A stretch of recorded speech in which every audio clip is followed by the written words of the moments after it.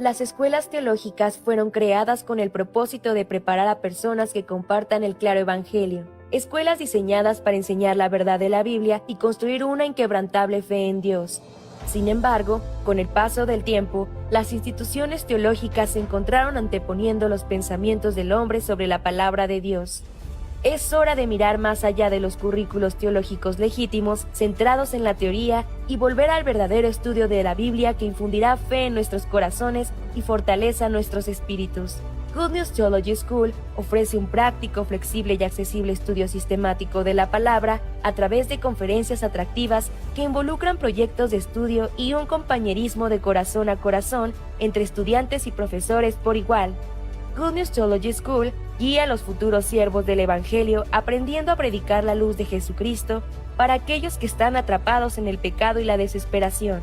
Regístrese hoy mismo y conviértase en un misionero de Cristo sin importar dónde se encuentre.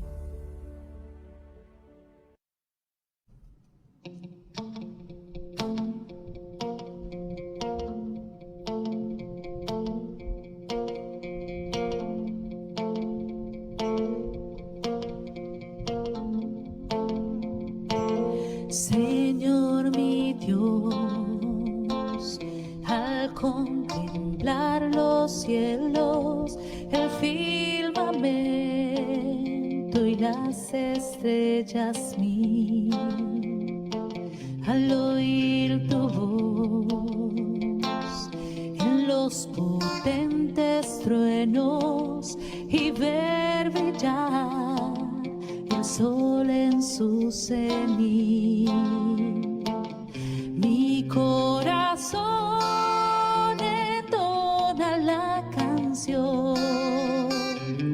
Cuán grande es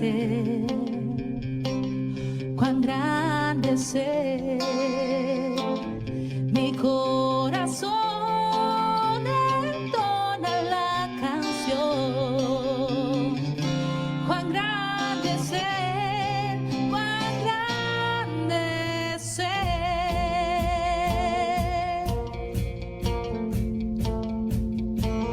Cuando recuerdo del amor divino que desde el cielo al Salvador envió, aquel Jesús que por salvarme vino y en una cruz sufrió por mí, murió.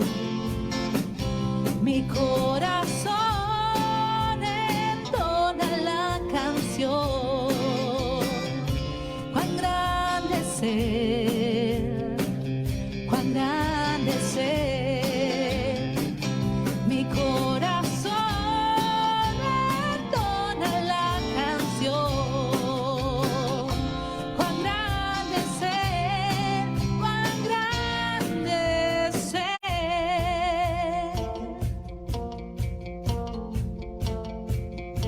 Cuando el Señor me llame a su presencia, al dulce hogar, al cielo de esplendor, le adoraré, cantando la grandeza de su poder y su infinito amor. Mi corazón entona la canción. Cuán grande es Él, cuán grande es Él. Mi corazón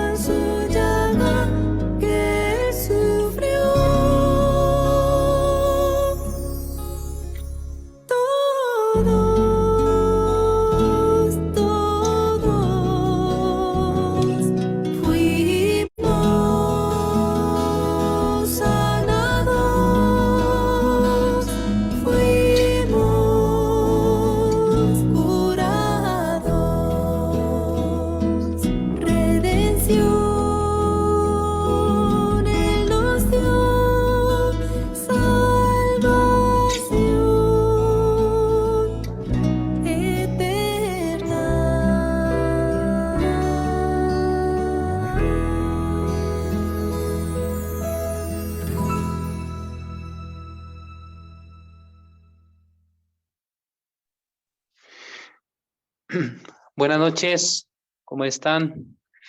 Gusto de saludarles una vez más. Bienvenidos al seminario bíblico que va a comenzar desde hoy, lunes 12 de septiembre. Ayer el pastor Juan Kim ha viajado a Estados Unidos para acompañar al coro Gracias en la gira de la cantata navideña, pero antes de viajar, él me dijo que cada semana, de lunes a miércoles, realice un seminario bíblico. Entonces, escuchando la palabra del pastor, estaba pensando, ¿no? Con qué tema podemos compartir cada semana, con qué palabra podemos compartir. Entonces, hoy ya tenemos, ¿no? El tema de este primer seminario, el origen de la bendición. Es el tema con el que vamos a hablar. En esta semana, hasta el día miércoles, se extiende este seminario. Por eso espero que ustedes también puedan acompañarnos, ¿no? Con este seminario y también a través de la enseñanza pueda recibir también la sabiduría de Dios. Entonces, en esta noche quiero invitar al hermano Andrés Colos, si puede orar por el seminario y luego si nos puede saludar, por favor. Amén. Buenas tardes, muy buenas tardes, evangelista Christopher. Un placer volver a verte. Aunque siempre has estado detrás de la pantalla, pero ahora verte nuevamente como pues, expositor realmente me alegra muchísimo. Igual que a mis compañeros, ¿no? A Nelson, a Fausto y bueno, y todos los que están detrás de cámaras. Seguramente poco a poco van a ir añadiéndose, ¿no? Así que gracias por la oportunidad de poder orar, ¿no? Para que este seminario sea realmente, así como dice el título, ¿no? Sea una gran bendición, ¿no? Una gran bendición para nuestras vidas, para edificar nuestro servicio al Señor en la predicación del Evangelio, que es lo que realmente a Dios le agrada, le interesa, y en el cual también nosotros estamos embarcados, ¿verdad? Así que les invito a, bueno, si desean cerrar sus ojos, pues oremos, ¿no? Padre amado, una vez más, muchas gracias por esta oportunidad que nos permites estar, Señor, unidos para estudiar tu bendita palabra, con la conducción, con excelencia que lo hace tu siervo, el evangelista Christopher Muñoz, y sobre todo con la cobertura también de la iglesia y especial del pastor, de nuestro pastor Juan Kim, que en este momento él se encuentra de viaje por un tema de servicio. Gracias, Padre Eterno, que tu palabra realmente cale profundamente en nuestros corazones, en nuestras mentes, para nosotros estar preparados siempre y que nuestra fe cada día se fortalezca, nuestra convicción y nuestra creencia sea realmente cada día más fuerte como una roca, y que nos parezcamos cada vez más a Jesucristo, nuestro hermano mayor, nuestro sacerdote, nuestro rey, que Él es el que conduce la iglesia aquí en la tierra a través de su Espíritu. Y nosotros somos parte de ese cuerpo de Cristo, que tenemos que cumplir una misión muy importante, el cual es predicar tu palabra hasta los confines de la tierra.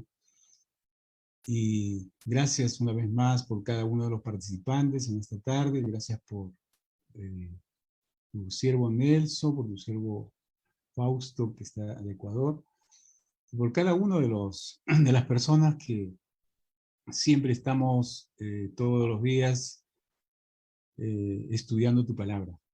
Gracias, Padre amado, te rogamos una especial bendición, función para tu siervo, el evangelista Christopher Muñoz. Muchísimas gracias. Gracias, Padre amado. En el nombre de Jesucristo, tu Hijo, hemos orado. Amén. Sí, muchas gracias, hermano Andrés Colos. La verdad es que no tengo mucho tiempo, ¿no? Para exponer el día de hoy.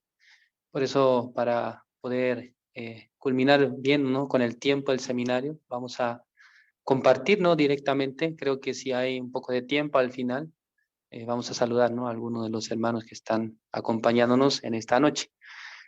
Entonces vamos a dar comienzo, ¿no? A este seminario bíblico. Antes de comenzar, Yo, como expliqué antes, el pastor, digamos, me ha dicho que cada semana que él está ausente de la iglesia, que pueda preparar la palabra de Dios, el estudio del seminario bíblico cada semana, de lunes a miércoles, y luego del jueves hasta el sábado, que podamos invitar a los expositores, ¿no? Así vamos a hacer, ¿no? Entonces hoy es el primer día del primer seminario, y como oraba, ¿no?, nuestro hermano Andrés Colo, esperamos que Dios nos ayude. Entonces, en este seminario particularmente voy a utilizar, ¿no?, más como imágenes y también como algunas como diapositivas, ¿no?, para que podamos ir aprendiendo un poco más. Entonces, si puede proyectar la pantalla, por favor.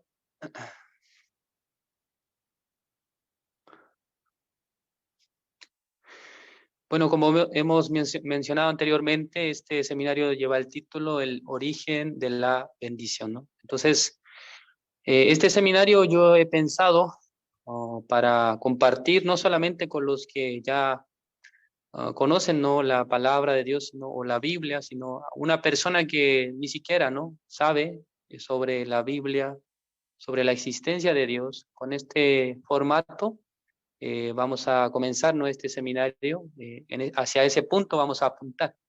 Entonces, aunque parece como a lo mejor para ustedes muy simple, pero vamos a ir desde el principio, ¿no?, investigando un poco sobre el tema, ¿no? Entonces, ¿puede pasar la siguiente?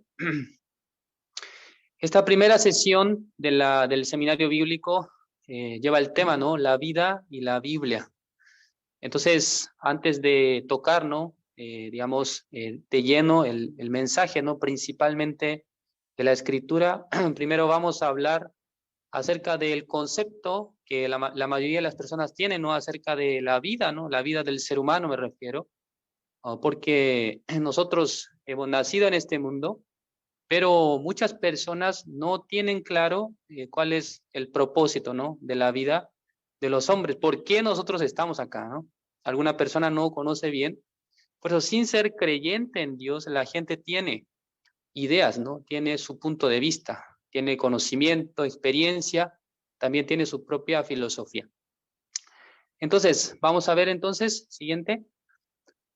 Primeramente, yo quiero hablarle, ¿no?, sobre una historia muy particular, sobre un rey, es un rey antiguo de como un país también muy lejano.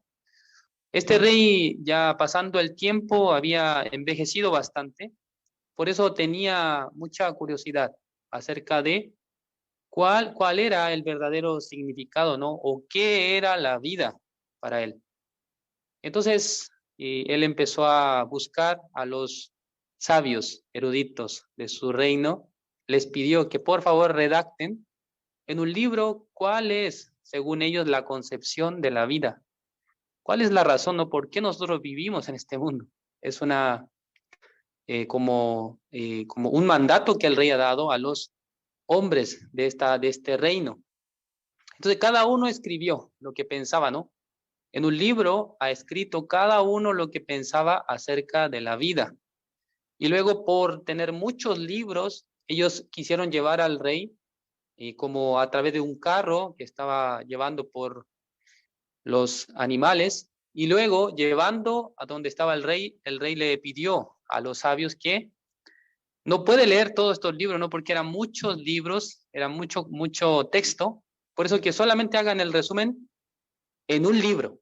O sea, en un libro que puedan, digamos, resumir todo lo que ellos han escrito en un libro que puedan entregar luego al rey. Y luego haciendo un resumen, ¿no?, de muchos libros, y luego le han entregado al rey, pero el rey ya estaba muy viejo, por eso ya no podía ver bien la letra. Por esa razón, finalmente el rey dijo así: entre ustedes no me entreguen este libro, sino que solamente, por favor, expréseme como qué opinión tiene sobre la vida.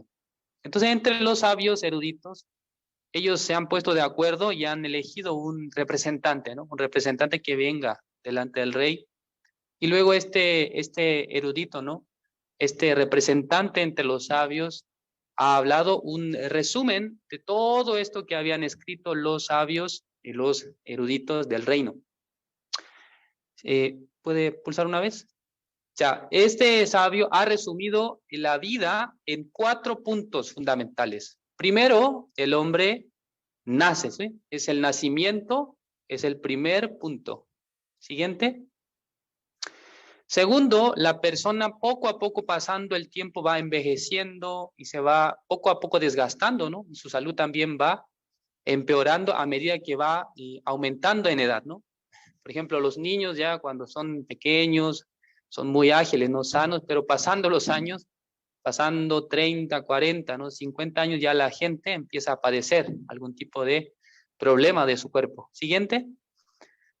Luego, durante la vida, la gente se enferma, ¿no? La gente no puede mantenerse con salud todo el tiempo, sino que a veces se enferma. Por eso existen muchos hospitales en el mundo. Actualmente, ¿no? Muchos hospitales en cada ciudad, en cada región, en cada comuna existe algún hospital porque hay necesidad de que las personas se atiendan, ¿no? Porque si no hay un lugar para atenderse, entonces la gente padece mucho.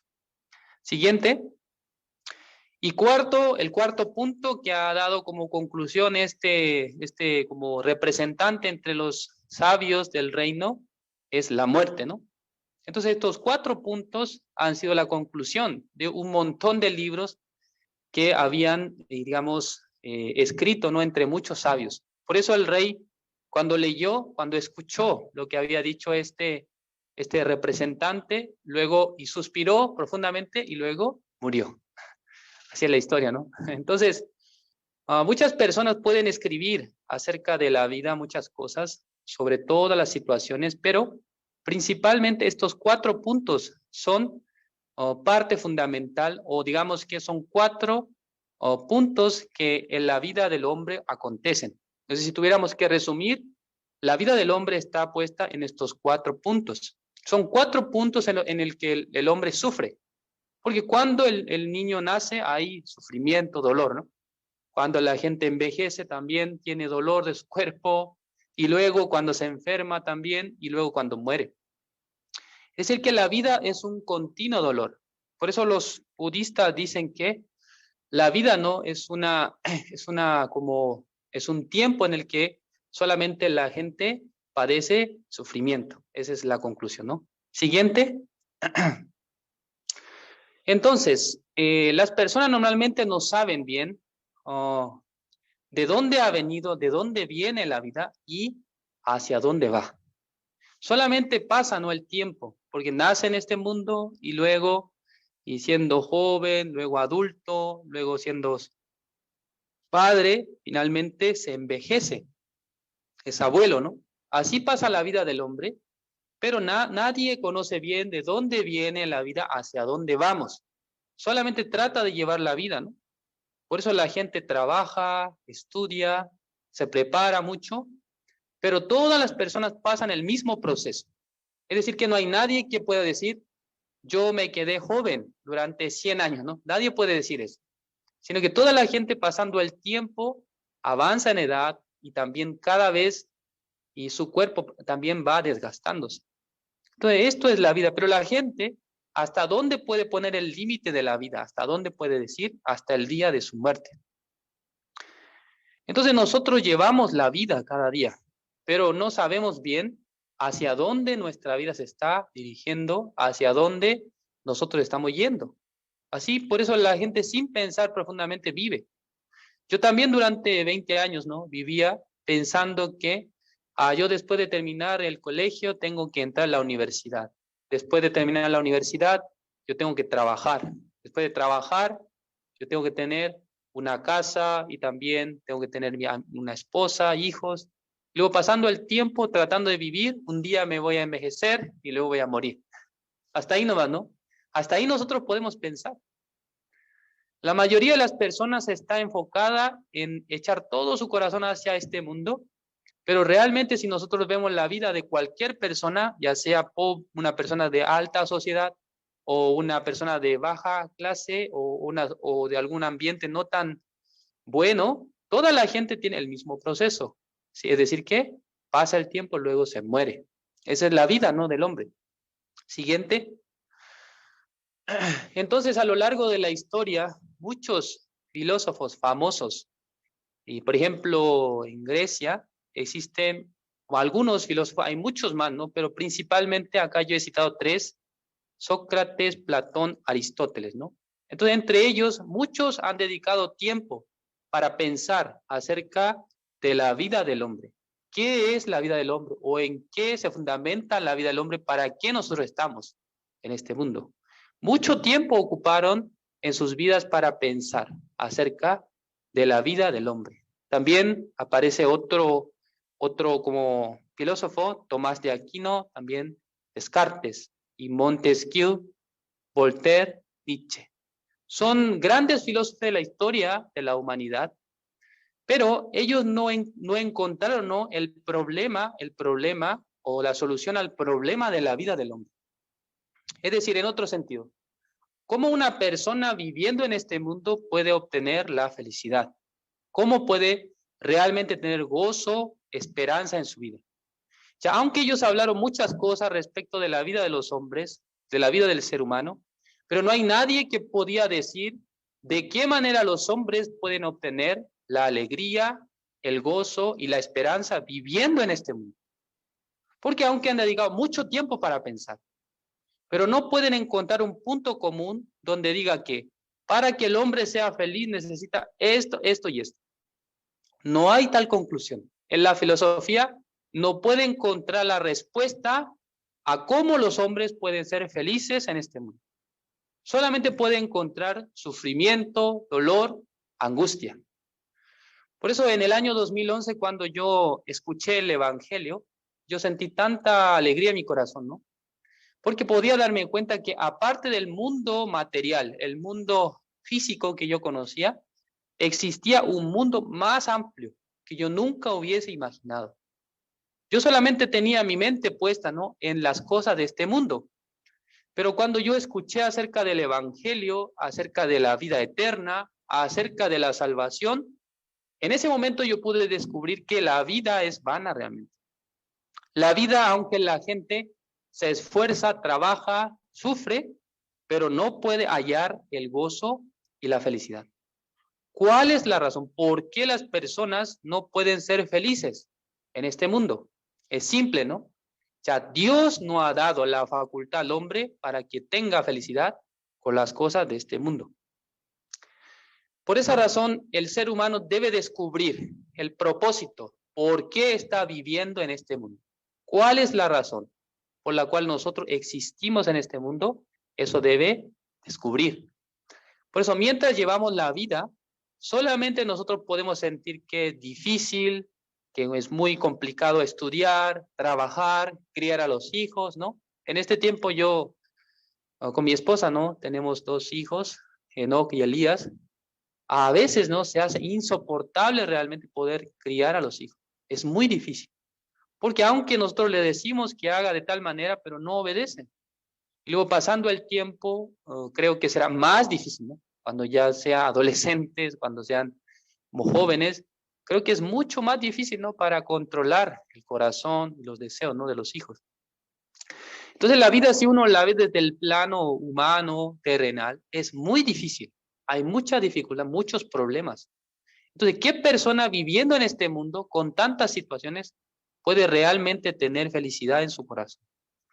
Por eso Dios no ha puesto la felicidad en este mundo. Dios no ha puesto el verdadero gozo en las personas viviendo en este mundo. Siguiente. Por esa razón, ya vamos a buscar el libro de San Juan, capítulo 14, el versículo 6, lo que aparece ahí en la pantalla, ¿no? San Juan, capítulo 14, el versículo 6, dice... Ya se han encontrado, voy a leer, dice: Jesús le dijo, yo soy el camino y la verdad y la vida. Nadie viene al Padre sino por mí.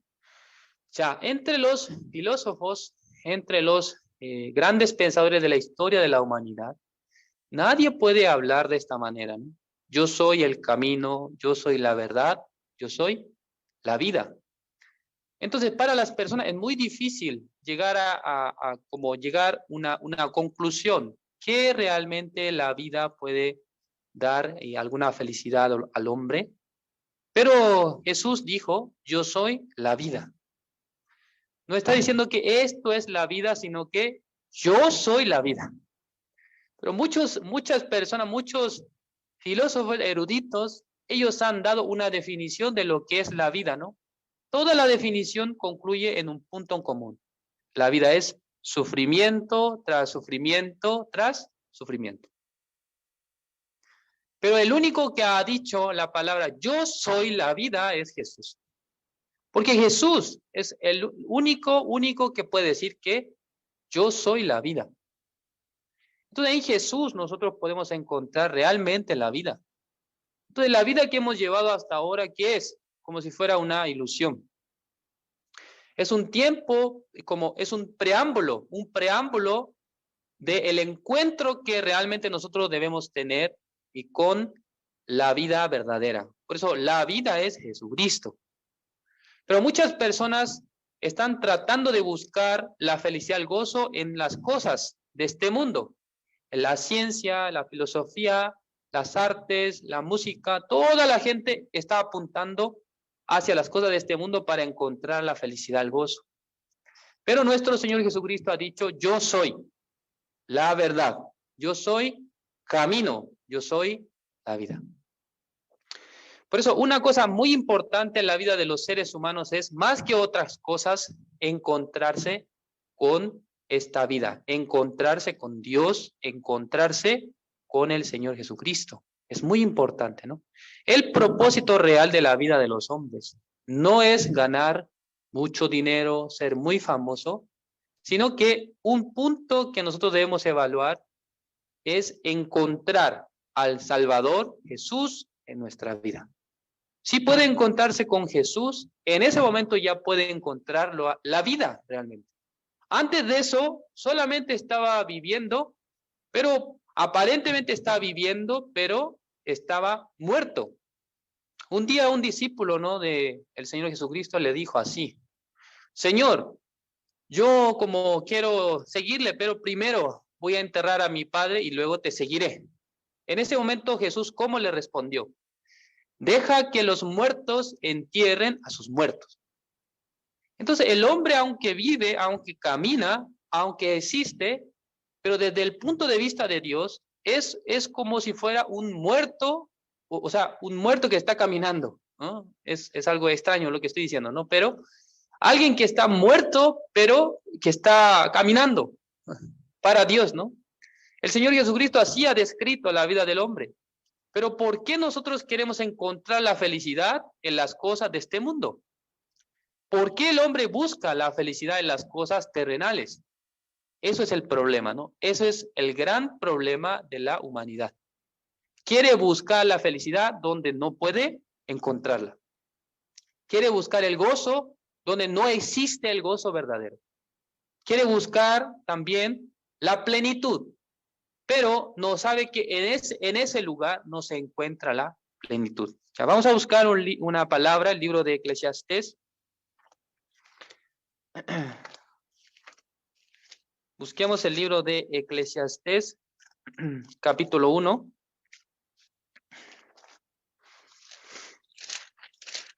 Eclesiastés, capítulo 1, el versículo 7, ¿no? Eclesiastés capítulo 1, versículo 7 dice así, los ríos todos van al mar, y el mar no se llena. Al lugar de donde los ríos vinieron, allí vuelven para correr de nuevo. Versículo 8, todas las cosas son fatigosas, más de lo que el hombre puede expresar, nunca se sacia el ojo de ver, ni el oído de oír. O sea, el escritor de Eclesiastés, Salomón, era un hombre muy sabio, ¿no? Es un hombre muy rico. Más que todas las personas en el mundo, Dios le ha dado sabiduría, riquezas. Pero cuando él define acerca de la dirección de los ríos, dice, los ríos van al mar. Pero aunque una cantidad enorme de ríos llegan al mar, pero qué interesante es esto, el mar nunca termina arrebalsándose, siempre está en un nivel, ¿no? Digamos, en condiciones normales. Entonces, aunque las aguas del río llegan al mar, pero el mar no tiene, ¿no?, una manera de llenarse. No sé muy bien, ¿no? El mar tiene algún lugar por donde sale el agua, pero nunca se llena. Entonces, esto es como está aludiendo al mundo del corazón de los seres humanos. Aunque hay muchos deseos que corren en el corazón de los hombres como ríos, pero mientras vive, nunca hay un punto en el que se siente satisfecho, en el que está gozoso, feliz. Siempre hay vacío en su corazón. Aunque disfruta, y está a veces haciendo muchas cosas entretenidas, pero pasando un momento se queda vacío en el corazón. No puede sentir felicidad ni gozo, esperanza, sino que solamente siente un vacío enorme en su corazón. Así también, ¿no? Yo vivía durante mucho tiempo. No podía llenar mi corazón, aunque hacía muchas cosas para tratar de divertirme, de disfrutar, pero un día yo me di cuenta, ¿no?, que en el mundo no podía tener felicidad verdadera. Por eso cuando encontré la iglesia, cuando escuché el evangelio, podía descubrir que a este mundo, es el mundo de Dios, realmente es el lugar donde nosotros podemos encontrar el gozo, la esperanza, la felicidad. Siguiente, por favor. Entonces, ya el hombre normalmente, como decía antes, vive solamente para su carne, es decir, que nace en este mundo, luego un proceso en el que envejece, finalmente se muere. Eso es la vida del hombre. Pero en el libro de Eclesiastés capítulo 3, versículo 11, aparece una palabra muy maravillosa, ¿no? Vamos a buscar el libro de Eclesiastés capítulo 3, versículo 11, dice... Ya, Eclesiastés es un poquito más adelante lo que hemos leído antes. Eclesiastés capítulo 3, versículo 11, dice: todo lo hizo hermoso en su tiempo y ha puesto eternidad en el corazón de ellos, sin que alcance el hombre a entender la obra que ha hecho Dios desde el principio hasta el fin. Ya, aunque el hombre es finito, ¿no? El hombre muere un día, pero qué interesante que Dios dice, ha puesto eternidad en el corazón de los hombres. Solamente Dios ha puesto la eternidad en los seres humanos. No ha puesto la eternidad en las aves, ni en los peces, en los animales del campo. Dios no ha puesto eternidad. Solamente Dios puso la eternidad en el corazón de ellos, dice. Es el ser humano. Por eso hay una trascendencia del hombre. Hay una vida después de la muerte que el hombre debe encontrar. Por eso, mientras vivimos en este mundo, nosotros estábamos bien afanados por las cosas materiales de este mundo, por obtener un buen trabajo y tener buenos estudios y también obtener una buena esposa, una buena casa. Así estábamos viviendo durante mucho tiempo. Pero en la Biblia está apareciendo un secreto muy importante. Dios ha puesto eternidad en el corazón de ellos. ¿En quién? En nosotros. Entonces ya Dios puso la eternidad. No siquiera nos ha preguntado a nosotros, sino ya lo hizo así. Entonces, si hay eternidad en el corazón de ellos, significa que nosotros debemos saber que después de que termine esta vida física, un día nosotros nos presentaremos ante Dios. Porque el hombre, aunque termina su vida física, pero su espíritu vivirá eternamente. Entonces ya Dios ha dado esta esperanza para nosotros. Cuando yo recibí la salvación, estaba muy agradecido al Señor, ¿no? Porque aunque yo un día me voy a morir en este mundo, pero si tengo la esperanza que un día voy a vivir eternamente con el Señor, eternamente con nuestro Dios, entonces eso viene a ser la felicidad verdadera para nosotros. Porque este tiempo que pasamos en el cuerpo es un tiempo como finito, es decir, que un día llegará la muerte. Pero ¿qué les parece, hermanos, si nosotros podemos y tener la certeza, cuando se muere, pues, puede entrar en el reino de Dios? Porque ya está establecido que en el hombre hay eternidad. Ya el hombre va a vivir eternamente. Algunas personas no dicen, no, me parece que ya yo me muero y ya así nomás, ¿no? Y luego otros piensan, ¿cómo usted puede decir que existe infierno y el cielo? ¿Alguien ha visto a Dios? Así dicen, ¿no? Pero el mismo Dios en la Biblia dice que nadie ha visto a Dios. Si ve a Dios, dice que va a morir. En ese momento muere. Entonces, cuando la gente se hace esta pregunta, ¿quién ha visto a Dios para decir estas cosas? Entonces, ya está ignorando la palabra de Dios, ¿no? Siguiente. Entonces, para las personas, ya vamos a pasar al segundo tema, ¿no? Las personas normalmente califican o mencionan acerca de la Biblia con varias maneras, ¿no? Por ejemplo, ya para la gente la Biblia es el manual de la vida, dicen, ¿no? Otro dice que es la brújula de la vida. Para otras personas es el mapa que nos guía al cielo. Para otras personas la carta de Dios hacia los hombres. Son definiciones que podemos aceptar, ¿no? Que podemos considerar. Pero es muy importante, ¿no? ¿Cuál es la razón por la cual Dios nos ha dado la Biblia? ¿Por qué Dios nos ha entregado este libro a nosotros en esta época y también las épocas antiguas? Dos puntos principales Dios tenía. El primero, que nosotros podamos conocer la voluntad de Él. Y luego, a través de la Biblia, nosotros podamos descubrir también cómo obtener la vida eterna. Cómo nosotros podemos ingresar en el reino de Dios. Son dos como principales razones por las cuales Dios nos ha dado la Biblia. Para que el hombre descubra su voluntad, la voluntad de Dios, y para poder obtener la salvación eterna. Siguiente. Ok. En el libro de Segunda de Pedro, vamos a buscar Segunda de Pedro, capítulo 1, versículo 21. Ya voy a leer. Segunda de Pedro, capítulo 1, versículo 21, dice: porque nunca la profecía fue traída por voluntad humana, sino que los santos hombres de Dios hablaron siendo inspirados por el Espíritu Santo. Ya en el libro de Segunda de Pedro está diciendo que la Biblia no ha sido traída por la voluntad del hombre. No hubo una intervención humana para que la Biblia llegase a nuestras manos, sino hay un propósito. ¿De quién? De Dios. El propósito de Dios sobrepasa todas las ideas, conceptos humanos. Es su propia voluntad en la que Él ha permitido la Biblia llegue a nuestras vidas. Siguiente. Ok. Vamos a hablar un poco, ¿no?, de la Biblia, cómo está estructurada. Ya la Biblia, como ustedes bien saben, tiene dos partes, ¿no? Uno es el Antiguo Testamento, otro es el Nuevo Testamento. Entonces, la parte del Antiguo Testamento, en total 39 libros. En esos 39 libros han sido escritos 1500 años antes de Cristo hasta 400 años antes de Cristo. Es el periodo en el que se ha redactado la Biblia.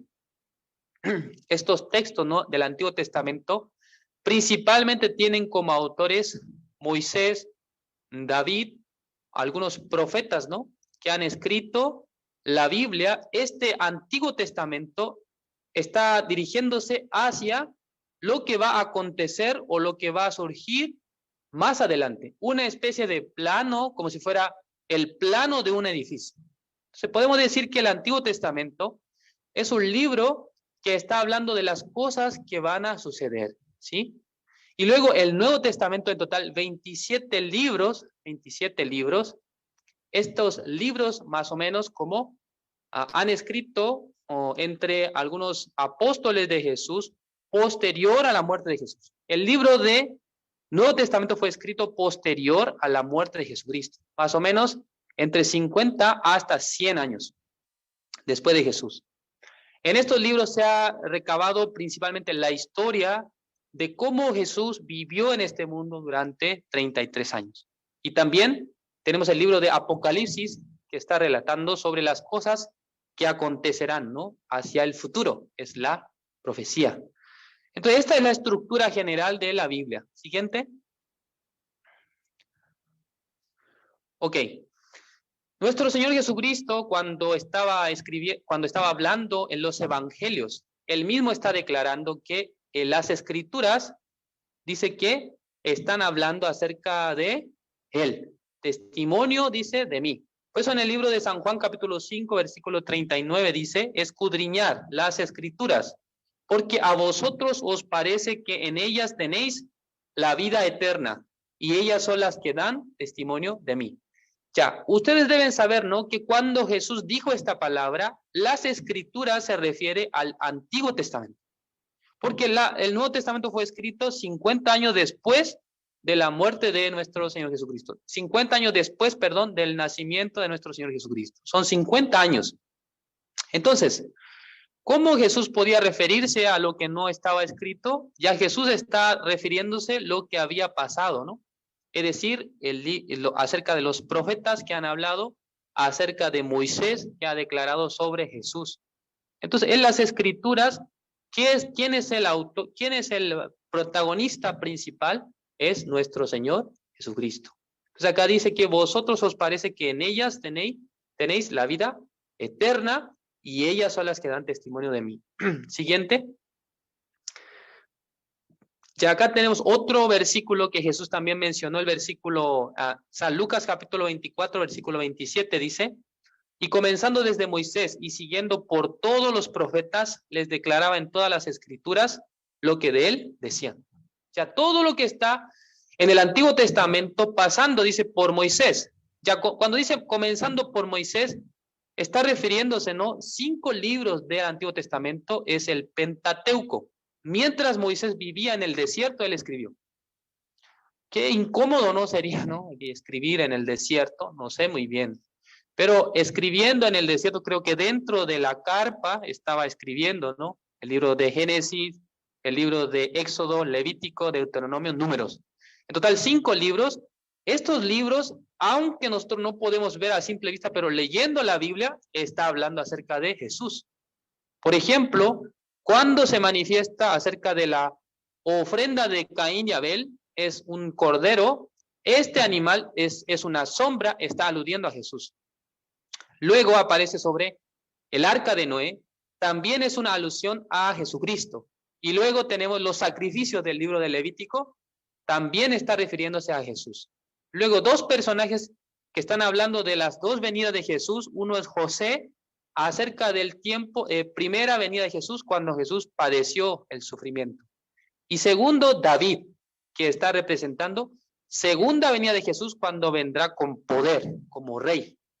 Entonces, muchos libros del Antiguo Testamento están hablando acerca del Señor Jesús. Y luego, acá dice los profetas. En el libro de Isaías, Isaías es un libro de profetas mayores. ¿Por qué mayores? Porque tiene mayor cantidad, ¿no?, de capítulos, por eso le llama profetas mayores. Entonces Isaías en el capítulo 53 describió acerca del aspecto físico de Jesús, cómo Jesús iba a padecer, cómo Jesús iba a vivir, cómo iba a ser también menospreciado, cómo iba a ser también golpeado. Todo eso está hablando de Jesús. Por eso Jesús mismo dijo que, y comenzando desde Moisés y siguiendo por los profetas, les declaraba en todas las escrituras lo que de él decían. Entonces, aunque en el Antiguo Testamento no aparece el nombre de Jesús, ustedes si buscan, no aparece Jesús con el nombre de Jesús, pero todos los libros del Antiguo Testamento hablan de Jesús. Siguiente. Ok, respecto a los idiomas de la Biblia, ¿no? Nosotros podemos identificar o sea, una división entre el Antiguo Testamento y el Nuevo Testamento. Ya hablamos los periodos en los que fue escrito. En el caso del Antiguo Testamento, dos idiomas. Principalmente hebreo ha sido escrito en hebreo, el texto antiguo, ¿no? Y segundo, algunos libros, el caso de Esdras, alguna parte de Daniel, han sido escritos en arameo. Y luego, el Nuevo Testamento, el idioma original del Nuevo Testamento es griego koiné. Es un tipo de lengua, es un tipo de idioma griego, ¿no? Pero más común, ¿no? Más popular, con el fin, ¿no?, de poder y de que la gente de la época pudiese entender un lenguaje más simple, ¿no? Entonces, esta es la estructura de la Biblia, está escrito en estos idiomas. Claro, en ese tiempo no había el texto como lo tenemos ahora, sino que en papiros se escribía, ¿no?, la Biblia, o no había como una impresora, ¿no?, sino que a mano tenía que redactar. Siguiente. Esto es un poco difícil de ver, ¿no? Pero no es necesario que lo vean. Son 40 escritores de la Biblia, ¿no? En total 40 escritores. Lo interesante de esto, ¿no? Cuando nosotros evaluamos o buscamos el oficio de cada escritor de la Biblia, todos son personas totalmente distintos, ¿no? Pasando por Josué, que estaba dirigiendo a los israelitas en el desierto. También tenemos a David, que era rey de Israel, era pastor de ovejas, luego rey. Luego tenemos a Pedro, él era pescador. Imagínense, son oficios totalmente distintos. Un punto de vista que socialmente debería ser distinto. Una persona que está en una posición muy alta, una persona como un obrero, ya sí o sí van a tener opiniones distintas. De hecho, ya en esta época se divide por partido político, ¿no? Entonces va a pensar distinto. Pero qué interesante, la Biblia, aunque fue escrita por personas muy distintas unas de otras, también en épocas muy diferentes, en tiempos distintos de la historia, pero coinciden. Como si fuera una especie de mosaico, una especie de rompecabezas enorme, que poco a poco uniéndolo ya se conecta. Y luego todos están hablando de lo mismo. Eso es maravilloso, ¿no? Pero ¿por qué ocurre esto? Porque esta Biblia, ya, ¿por qué dice escritores, no dice autores? Porque el autor de la Biblia es Dios. O sea, Dios es el que es el autor de la Biblia. Ha inspirado a los hombres para que escriban nomás. Como diría un pastor de nuestra misión, ¿no? Son periodistas. Los que han escrito la Biblia son periodistas, han tomado la nota de lo que Dios va diciéndole, ¿no? Ellos han escrito eso.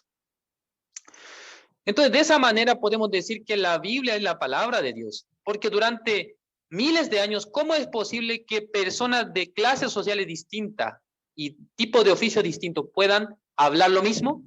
En esta época, si usted en una sala pone a escribir un ensayo de un tema específico a los estudiantes de un salón de clase, cuando ellos escriben el ensayo, cada uno va a hablar cosas diferentes. No puede hablar aunque es el mismo tema, las mismas condiciones están, pero no pueden escribir de lo mismo. Menos si usted pone a escribir a distintas personas, distintos oficios, distintas profesiones. Sobre un tema, todos van a opinar distinto. ¿Por qué? Va a depender de su educación, va a depender de su experiencia, ¿no? De su partido político, ¿no? de su idea.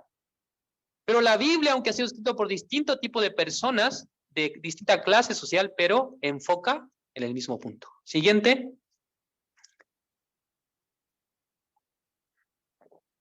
En el libro de Isaías, capítulo 34, dice que esta Biblia ha sido escrita como si fuera, o como cada palabra tiene su pareja, ¿no? Ya, Isaías, capítulo 35, versículo 16, dice: Inquirid en el libro de Jehová y leed si faltó alguno de ellos. Ninguno faltó con su compañera, porque su boca mandó y los reunió su mismo espíritu. O sea, la Biblia ha sido conformada de tal manera, Dios ha puesto la pareja de la palabra de Dios, ¿no? Es decir, que en alguna parte nosotros podemos encontrar el texto bíblico y como que está incompleto, pero en otra parte de la Biblia ya ha puesto la compañera, la pareja, ¿no? Entonces, cuando una persona lee la Biblia, entonces investigando la Biblia puede encontrar dos partes y luego uniéndolo puede encontrar la imagen como perfecta, ¿no? Es correcto. Por eso, a veces la Biblia parece que tiene contradicción, ¿no? Pero la verdad es que es una parte nomás. Cuando usted encuentra la otra parte, en ese momento puede conectarlo y luego puede comprender. Dios ha hecho esto. Dios lo ha escrito de tal manera para que cuando la persona pueda investigar la Biblia, exactamente pueda descubrir el secreto de Dios. Siguiente. Hay algunos puntos respecto a la Biblia que podemos destacar. Primero, es el libro más asombroso, ¿no? Misterioso del mundo. Es el libro más impreso. Más que otro libro, ha sido más impreso en el mundo a distintos idiomas. Traducida en casi todos los idiomas. Más de 2.500 idiomas se ha traducido la Biblia. Por eso nosotros podemos leerla, ¿no? O si no, ¿de qué manera? Tendría que aprender hebreo, arameo o griego. No sé, los que están participando en esta noche, tal vez algunos sepan, ¿no? Pero la mayoría no sabe, ¿no? Por eso existe la traducción al español. Es el libro más leído, ¿no? La gente es el libro que más se ha leído en la historia de la humanidad. El libro que a más personas ha cambiado. Aquí salen algunos ejemplos, ¿no? John Newton, Lutero, Wales, etcétera, ¿no? Incluye también la vida de las personas que en esta época han recibido el cambio por medio de la palabra de Dios. El libro de la Biblia es el libro que ha cambiado más personas. Quinto, el libro que contiene las verdades, ¿no? Verdades absolutas de Dios, las verdades que a través de la voluntad de Dios han sido escritas por los hombres de Dios. Siguiente. También la Biblia describe algo muy interesante acerca de la persona, de una persona antes que nazca. Es el caso de nuestro Señor Jesucristo. Lo que había dicho antes, ¿no? En el Antiguo Testamento aparece acerca del nacimiento de Jesús. Aunque Jesús todavía no había venido, pero la Biblia habla que un día va a nacer. Además, incluso dice en qué ciudad, en qué tiempo va a venir. Tiene este carácter. 8 es el libro de profecía. Muchas profecías de la Biblia ya se han cumplido en esta época. Hay algunas que todavía no se cumplieron, pero perfectamente se han llegado a cumplir en la historia de la humanidad. 9 cuenta con precisión acerca de la vida después de la muerte, ¿no? No hay otro libro donde nosotros podamos saber mejor sobre la vida después de la muerte que la Biblia. En la Biblia el hombre puede saber lo que hay y el juicio que viene después de la muerte. 10, el libro con el poder de lavar todos los pecados para siempre, ¿no? Aparte de la Biblia, no hay otro libro en el que las personas puedan recibir el perdón del pecado, puedan ser limpios de todo su pecado. Es la Biblia el libro por excelencia, donde la gente puede limpiar todos sus pecados. Dentro de la Biblia se encuentra esta verdad. Último, el 11, y si hay un error, ahí es 11, el libro que muestra con mayor precisión el mundo del corazón, ¿no? En la Biblia ustedes pueden descubrir el mundo interior de sus corazones. ¿Cómo está conformado? ¿De qué manera fluye? El pastor Uxupar, ¿no? Cuando él habla sobre la Biblia, dice que él a través de la Biblia descubrió el mundo del corazón. ¿Cómo funciona el mundo interior de los hombres? Eso está en la Biblia. Siguiente. Ok. Esta es la última parte, ¿no? De esta primera sesión. Vamos a hablar un poco acerca de algunas verdades científicas encontradas en la Biblia, ¿no? Es decir, que a través de la Biblia, algunos científicos famosos de la historia han hecho hallazgos impresionantes que han beneficiado a la vida de los hombres hasta hoy. Siguiente. Ok, aquí en la pantalla tenemos el primero, James John Simpson, ¿no? Es un obstetra, ginecólogo, profesor de teología en Escocia, ¿no? Este ginecólogo, ¿no? Él estaba pensando en la manera de cómo evitar, ¿no? Las personas cuando reciben alguna operación, cómo disminuir o cómo eliminar completamente el dolor, ¿no? Un día él estaba leyendo la Biblia, siendo profesor de teología. Él estaba leyendo Génesis capítulo 2, versículo 21. Aparece acerca de el momento en el que Adán recibe una intervención de su costado. No sé muy bien cómo Dios dice que abrió su costado y luego sacó la costilla y luego creó a la mujer.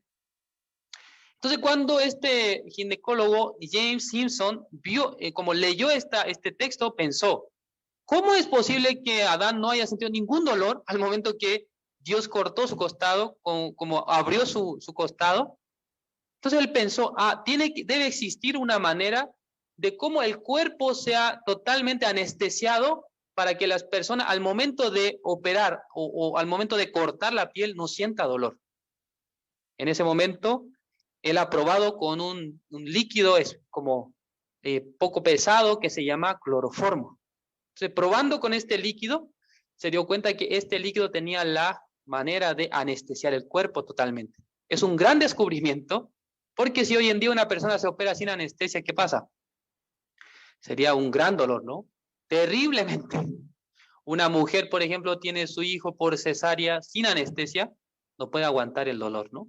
Entonces es un gran descubrimiento, pero muchas personas no saben cómo surgió este descubrimiento a través de la inspiración bíblica. Siguiente. No sé muy bien si conocen a este hombre, Matthew Maury. Él es un oficial naval estadounidense. Este hombre tiene una, ¿cómo decir? Ha hecho un gran descubrimiento acerca de el sendero del mar. Existe un camino en el mar. Aunque nosotros vemos solamente olas, pero en el mar hay sendero, hay camino. ¿Cómo él descubrió esto? Un día dice que estaba enfermo en su casa, en su cama, y luego le pedía a su hijo que le leyese la Biblia. Un día su hijo le leyó el libro de Salmos, capítulo 8, versículo 8. Vamos a buscar un poquito esto. Salmos capítulo 8, versículo 8. Rápidamente voy a leer, ¿no? Salmos capítulo 8, versículo 8 dice: las aves de los cielos y los peces del mar, todo cuanto pasa por los senderos del mar. Cuando él escuchó esta palabra se dio cuenta, si Dios dice que hay senderos en el mar, entonces debe haberlo, solamente que nosotros no lo hemos descubierto. Y luego haciendo la investigación en el mar, en el océano Atlántico, midiendo la temperatura del mar y la corriente del aire, del viento, y luego haciendo este experimento podía trazar un camino, una ruta en el mar. Por eso actualmente esa ruta los barcos siguen, ¿no? No es que el barco así nomás se va a la deriva y así y como avanza, ¿no? Sino que hay ruta, hay una ruta, un sendero que ya está establecido en el mar. Pero ¿cómo este hombre descubrió eso? Por medio de un pasaje bíblico. Él descubrió esta verdad. Y luego él fue como, o sea, su apodo, ¿no? O él ha sido puesto el nombre de descubridor de las corrientes oceánicas. Es el nombre que él ha recibido. Hay una estatua en Estados Unidos de él. Y luego una frase que todos los que, y por medio del descubrimiento de él, van a poder navegar, ¿no? Por el mar. Así es recordado. Siguiente. O sea, tal vez este es más conocido por usted, ¿no? Gregory Mendel, ¿sí? Ese es un naturista, también fraile. Fraile, y como de Austria, fraile católico. Este hombre, ¿no? Estudiaba las plantas y también él estaba también escuchando la enseñanza acerca de la evolución, ¿no? Acerca de la evolución. Entonces él quería confirmar, ¿esto es real o no? Por eso, después de haber estudiado en la universidad para ser como naturista, entonces él entró al seminario, se convirtió en fraile, estaba viviendo en el monasterio. Y luego al principio él quiso hacer un experimento con ratas, pero no era bien visto en el monasterio tener ratas. Por esa razón tuvo que cambiar el material para poder, digamos, realizar su, digamos, experimento.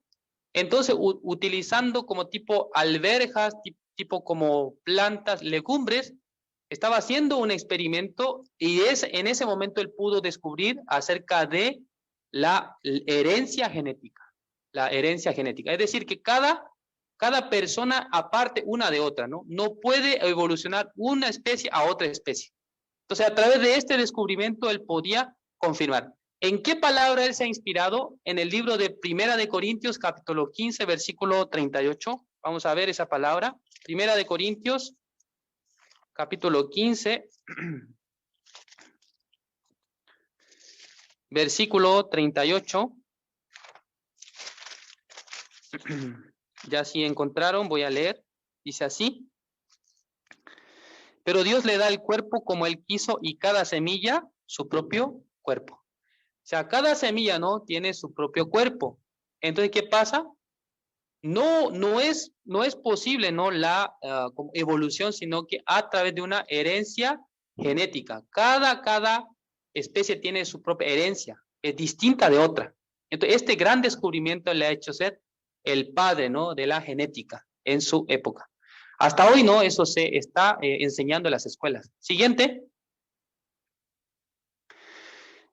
Este personaje, ¿no? Louis Pasteur, es un microbiólogo francés. Este hombre, ¿cuál ha sido su, digamos, su descubrimiento?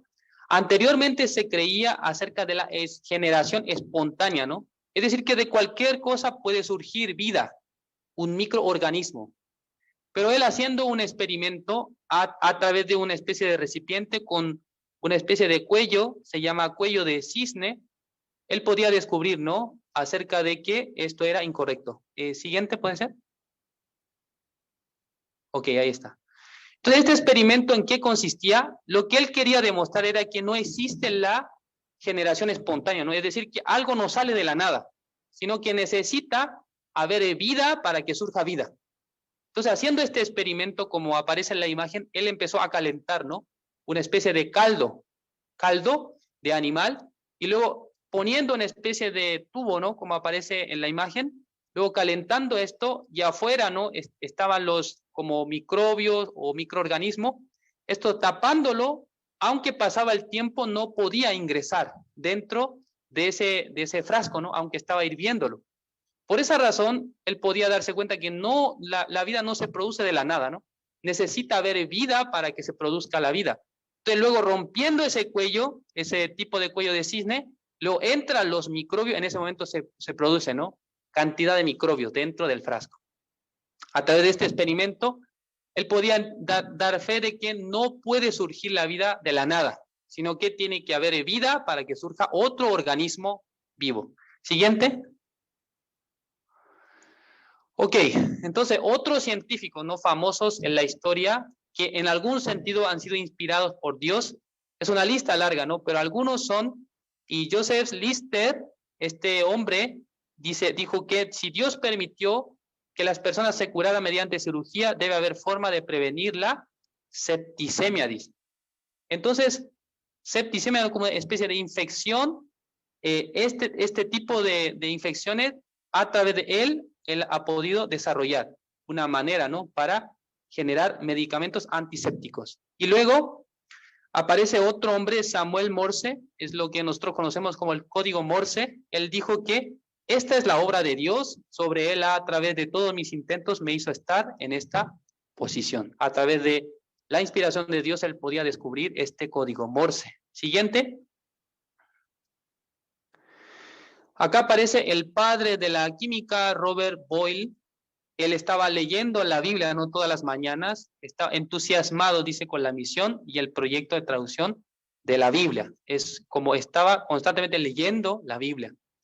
Siguiente, padre de los insectos, Henry Fabre. ¿Sí? Henry Fabre dice que él es, a través del misterioso comportamiento de los insectos, difunde el misterio de la creación de Dios a las personas. Siguiente. Acá aparecen unos hermanos muy famosos, ¿no? Los hermanos Wright son los inventores del avión. Entre ellos, ¿no? Uno de ellos un día estaba diciendo que si Dios ha creado los pájaros que pueden volar, dice, entonces ya tuvo la idea de que podía fabricar el avión, ¿no? Por medio de esta creencia en Dios, que Dios había hecho las aves, ¿no? De los cielos, donde también nosotros podemos hacer un avión, algo que permita volar a los hombres. Luego tenemos a Alexander Fleming, él es el que inventó o descubrió la penicilina. Alexander Fleming, en el año 1942, si no me equivoco, recibió el premio Nobel de medicina, ¿no? Por este gran descubrimiento. Y luego Johannes Kepler, acerca del movimiento de los planetas alrededor del Sol, ya acerca de esto él estaba estudiando. Siguiente. Ya como ustedes bien conocen, Isaac Newton es el científico más grande de los tiempos modernos, ¿no? Acá dice que estableció la física antigua después de la tesis de la teoría de la relatividad y las leyes de la dinámica. Y por último, Blaise Pascal inventó el barómetro y descubrió el principio de la ley de presión parcial. Así muchos científicos a lo largo de la historia han podido recibir la inspiración de Dios a través de la Biblia. Por eso la Biblia, aunque es un libro que ha sido escrito por los hombres, pero no ha sido el libro inspirado por los hombres, sino por Dios. Por eso en esta primera sesión hemos hablado, ¿no? Un poco sobre el contexto más general de la Biblia, acerca de la vida. Así nosotros podemos terminar nuestra primera sesión. Espero, ¿no? Que ustedes a través de este seminario también, escuchando poco a poco la palabra de Dios, y puedan recibir el entendimiento espiritual, también Dios les permita su gracia. Hasta aquí. Vamos a orar para terminar.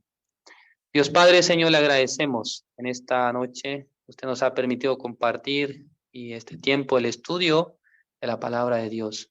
Realmente nosotros, durante muchos años, viviendo, pensando en las cosas de este mundo, nunca podíamos obtener la felicidad verdadera, el gozo verdadero. Pero descubriendo la palabra de Dios, la escritura, en ese lugar Dios ha puesto su voluntad, ha puesto y también la obra perfecta y por medio de nuestro Señor Jesucristo.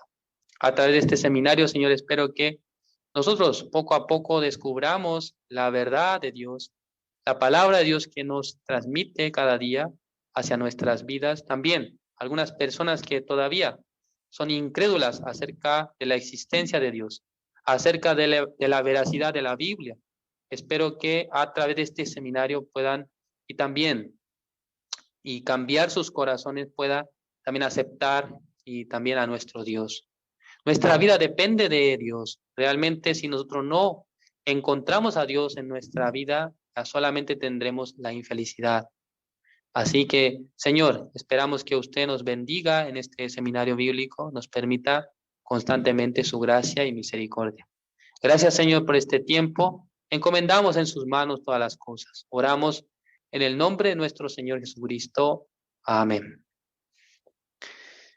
Bueno, muchas gracias a los participantes en este primer día de seminario. La verdad es que no tenemos tiempo, ¿no?, para saludar. Ya apenas yo terminé, ¿no?, con el tiempo. Por eso esperamos que mañana también ustedes puedan integrarse. Es el segundo día del seminario bíblico. Esperamos seguir profundizando la palabra. Inviten también algunas personas que puedan escuchar también con ustedes. Sí, entonces mañana nos encontramos a partir de las 7 de la noche. Les recuerdo que la hora de Chile ha cambiado, ¿no? Hace un tiempo, el día sábado, ¿no? ¿Sábado fue? ¿Ah? El domingo cambió la hora, por eso ahora nosotros aumentamos una hora más. Por eso vean bien, los horarios que yo estoy enviando, porque ya son distintos a lo que era antes, ¿no? Entonces, para que se fijen bien y así puedan ingresar a tiempo.